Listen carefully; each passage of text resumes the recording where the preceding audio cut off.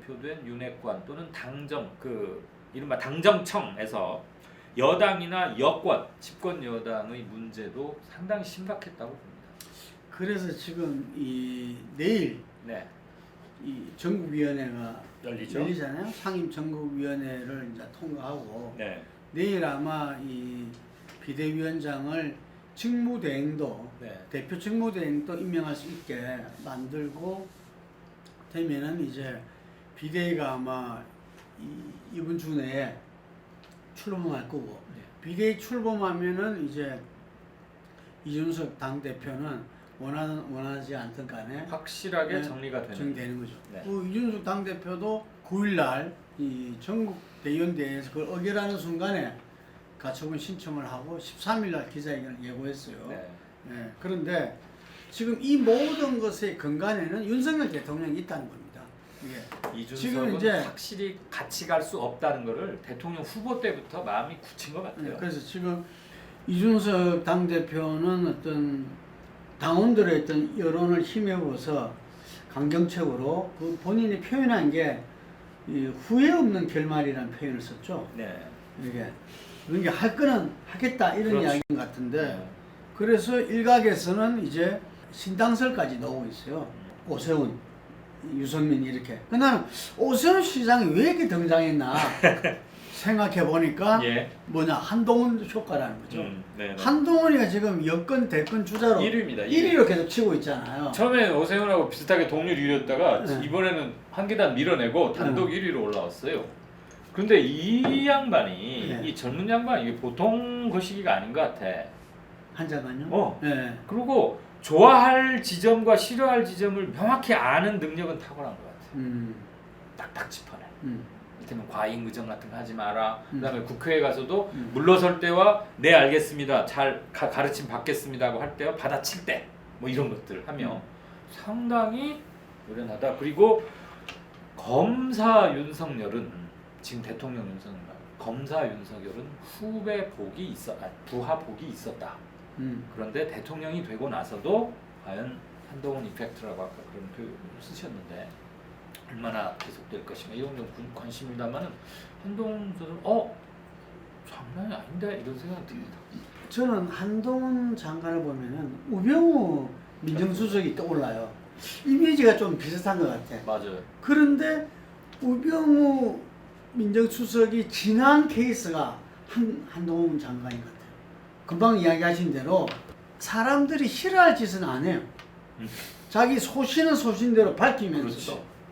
그러니까 몇 차례 인사청문회 이번에 국회에 와서 그 상임위에서 야당이 박살났잖아요. 조졌잖아. 네. 근데 완전히 이렇게 대치고 이러니까 이쪽은 그냥 막 미륵빛으로 이렇게 기세로 많은 사람 같고 이 사람은 이 또박또박하게 이게 이 어떤 논리를 갖고서 소질 갖고서 인사청문회 때부터 청문회 한두 번 더 하면 계속 체급 올려주고 대정부 질의 때 일단 박범계 전 법무하고 붙었을 때 판정승 또는 일방적인 승리라는 평이 지배적이었고요. 법사위 넘어와서도 본인의 입지는 하나 깎인 거 하나 없습니다. 박범계 그다음에 최강욱 또 저 민주당의 그 철험회 소속의 법사위 맹장들 있잖아요. 다구리 붙은 거예요. 다대일 대결이었는데 거의 밀리지 않고 짱짱했다. 재밌는 게 그런 생각이 들었어요. 검찰들 인사 검찰총장 없는 상태에서 그냥 패싱한 거 했잖아요. 네. 근데 그 부분에서 그 인사 검증을 무슨 구멍가게처럼 하냐 이랬더만은 네. 민주당 그 정권 시절에 5년간 그렇게 해왔습니다. 야 이거 웃을 수도 없고 그 참 인사정보관리단이 불법이라면 과거 청와대 민정수석실에서 했던 모든 일이 다 불법입니다. 이래버리잖아. 네. 뭐 근데 거기서 사람들이 준비가 안 됐으니까 순발력 있게 대처를 못했어요. 예, 맞아요. 그런데 전두환 대통령 때 장세동 그때 그 안기부장 장세동 안기부장이 한때 차기로까지 올라간 적이 있어요. 그런데 그 사람은 오직 그 충직성. 그 사람은 2인자고 그런 걸 한 사람은 아닌 것 같은데 네, 장세동은 끝까지 남아있는 비가 오나 눈이 오나 끝까지 문 밖에서 떠나지 않는 그런 무사형 비서 스타일이라면 한동훈은 책사 겸 당찬 모습도 보이면서 그리고 뭐 좀 머리도 있어 보이고. 내가 볼 때 자기 정치를 하고 있다 봐요. 오케이. 네. 그래서 그리고 어차피 검사는 못 할 거고 법무부 장관 몇 년 하지도 않을 거고 매년 주구장창 할 수는 없는 거 아니에요. 그렇죠. 마지막 그다음 또 장관에 역할이 있는 거죠. 경력관리용으로 국무총리 같은 걸 맡길 수도 있어. 그렇죠. 정부 윤 정부 말기쯤에 가서. 그러니까 이 오세훈 시장도 지켜만 볼 수는 없다. 그렇지. 라는 어떤 판단을 했지 않나. 물론 따놓은 당상이 아니다. 물론 네. 신당 부분은 부인했지만 당연하죠. 지금 뭐 신당에 대해서 이야기 나오는 거는 그냥 일강의 어떤 이 기대 섞인 추정에 불과한 거고 제가 볼 때는 이준석 대표의 그 일정 프로그램에는 예. 1의 경우수, 2의 경우수 딱 아마 있겠죠. 그 속에 그 어느 지점에서는 저는 신당도 있다고. 예, 좀 충분히 예. 상정 가능한 있다고 얘기라고 보고. 보고요. 최대한 핍박받는 모습으로 하다가 정말 안 될 때, 같은 우산 아래 도저히 없을 때는 나와야지요.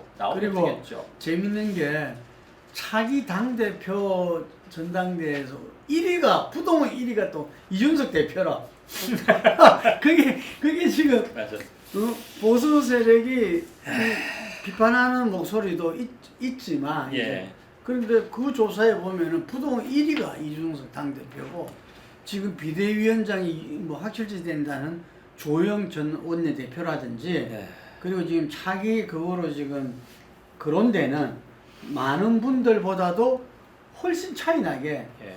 1위에 있다는 사실. 그래서 여러 가지 아마 수가 가능하지 않겠는가. 그러니까 어쨌거나 이 친구 이준석 대표 이 친구가 대중적 이미지 메이킹, 이슈 메이킹은 분명히 해놓은 건 사실 같아요.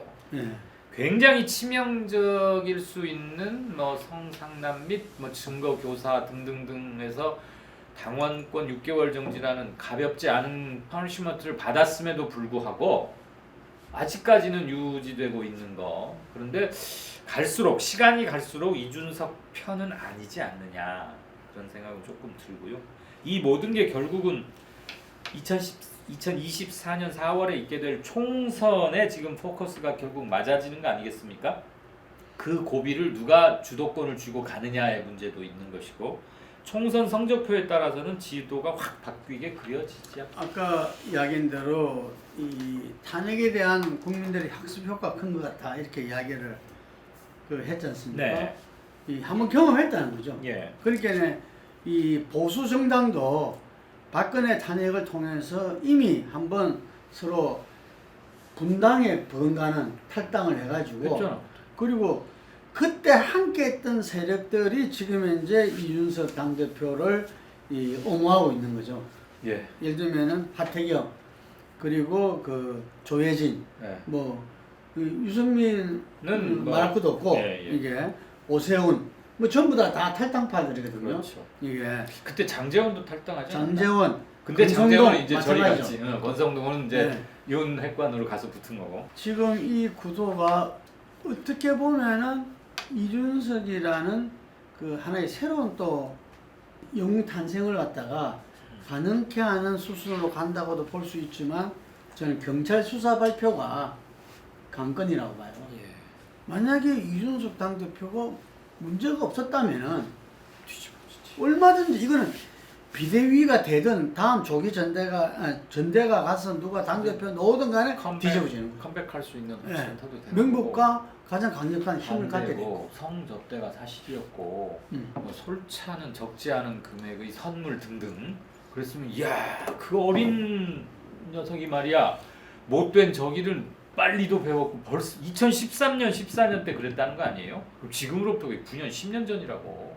그럼 그 친구 나이가 몇 살 때인데 지금 37인데. 그래서 어쨌든 여당이 여당으로서의 전혀 기능하고 있지 못하다. 예. 라는 부분들은 또 그대로 넘길 수가 없잖아요. 그래서 비대위 뭐 전국위원회를 통한 비대위 구성 및 이 조기 전대는 불가피하다고는 봐요. 당원 그런데 당규를 보고 민주당 내 국힘 내 역학 관계를 보면 어쩔 수 없는 건 이해는 가는데 솔직히 국민들이 왜 우리가 어느 특정 정당의 당헌 당규까지 이렇게 막 알고 신경 써야 돼? 더군다나 그 유권 해석을 놓고도 서로 법률가들끼리 부딪힌다며 그러면서 국민들 피로감은 어마어마하게 높다는 건 역시 중요한 팩트라고 봅니다. 이전에 저희들이 그 이야기했던 이 정권 교체를 통해서 이 윤석열 후보를 당선했지만 예. 당선시킨 국민의힘의 본질적인 변화 혁신은 없었다. 이 점이 이제 점점 드러나고 있는 거죠. 네. 그게 없었기 때문에 아무리 혁신을 하려고 하더라도 도로 한나라당 이런 말이 있었잖아요. 그렇죠. 네. 그러니까 지금 현재 도로 한나라당, 도로 새누리당의 모습. 저는 이 위기가 기회니까 이 위기 속에서 정말 새로운 변화를 갖다가 추구해 나가지 않으면은 민주당과 상관없이 국힘은 총선에서는 또다시 무너질 수밖에 없다. 네. 이렇게 보고 또 그것이 한국 정치 전반에는 기회가 될 수 있어요. 왜냐? 새로운 정치 세력이 그걸 갖다가 이어받으면 되니까. 그리고 우리 국민들이 얼마나 회초리를 빨리 확실히 드시는지를 최근 들어서 명확히 깨달아가고 있지 않습니까? 그렇죠. 네. 예. 작용과 반작용이 명확해지고 예전에는 돌 내려가 유 그러면 저 밑에서 유 그랬는데 지금은 바로바로 작용과 반작용이 이루어지는 것 같아요.